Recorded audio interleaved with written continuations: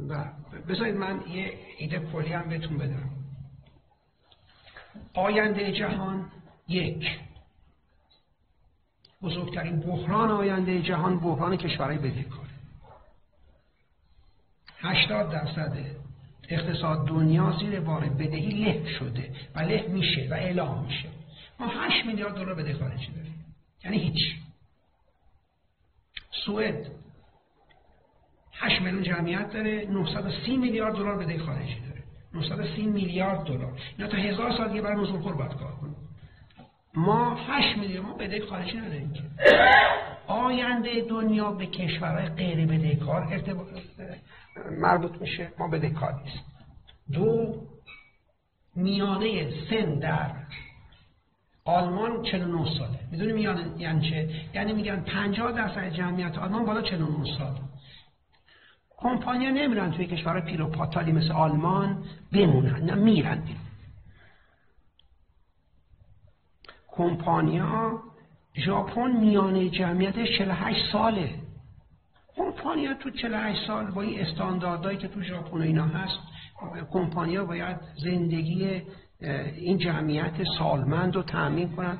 میرن کشور میانه جمعیت ما 33 ساله. به نظر من کمپانیا در آینده میرن سراغ کشورهای غیر بدهکار با میانه جمعیت جوان که یک زیرساخت انرژی قوی داشته باشن. ما قوی ترین زیرساخت انرژی سیاره زمین رو داریم. هیچ کشوری 2 تا سیستم انرژی موازی نداره.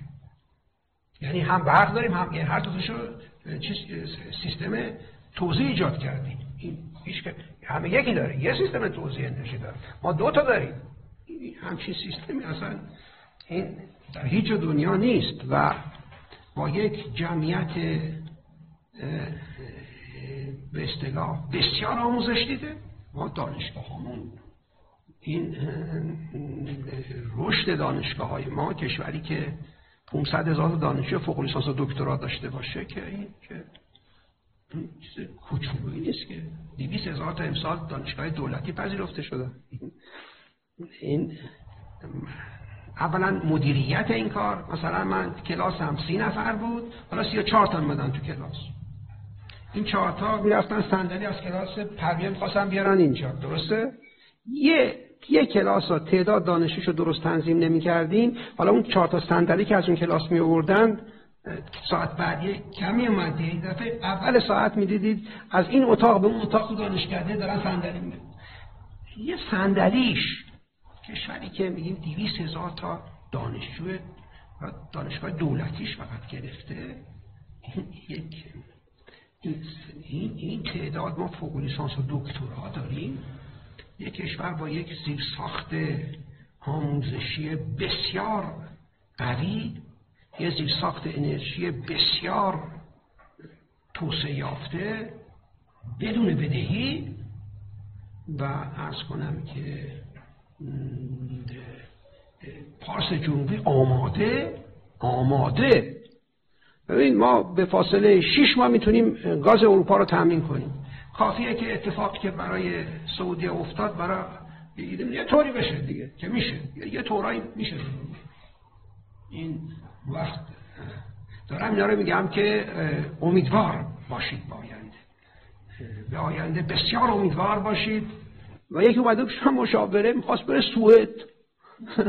گفتم آخه سوئد با 8 میلیون جمعیت 930 میلیارد دلار بدهی، ما 8 میلیارد بدهی. این تو از کجا نبری کجا؟ این تا این فضای تلگرامی در کشور ما عرض کنم که تحلیلش یه جمله که فضای تلگرامی ما بیشتر نمیگه که اوضاع اینقدر که میگم بد نیست، بدتر از این هم یه جمله رو به شکل مختلف چیز دیگه بلد نیستن، توان ندارن که ببینن چطوری میشه پول درآورد، بلد نیستن، بعداً فوش